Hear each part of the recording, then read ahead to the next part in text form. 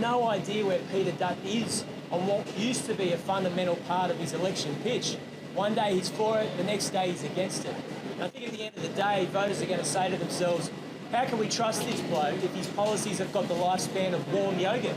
The New South Wales government's got to be clear and consistent about this. We want public servants to spend the majority of the week in the workplace. Now, that's not Peter Dutton's policy or his updated policy or his reverse policy or whatever it is today. It's very different. And I'm not going to pretend to all of you here today that our policy is exactly the same as the Commonwealth government's. They're different.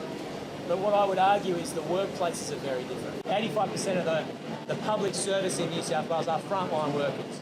Corrections officers, police officers, firefighters, nurses.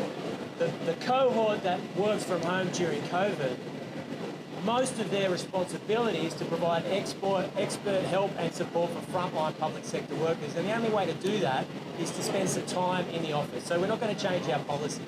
And the Prime Minister has been clear and consistent about his policy. And I think that's a key choice for voters in the election campaign. You know where I stand, you know where the PM stands. Got no idea where Peter Dutton is on what used to be a fundamental part of his election pitch. One day he's for it, the next day he's against it. And I think at the end of the day, voters are going to say to themselves, how can we trust this bloke if his policies have got the lifespan of warm yoghurt? There's a use-by date on everything he says. And I think he's got to be clear and consistent, and the Prime Minister is absolutely that. As a last point, I'd say, in uncertain times, with the world at a hinge point, we need the kind of certainty and clearness that the Prime Minister is giving us. Authorised by Chris Minns, New South Wales Labor Party, Sydney.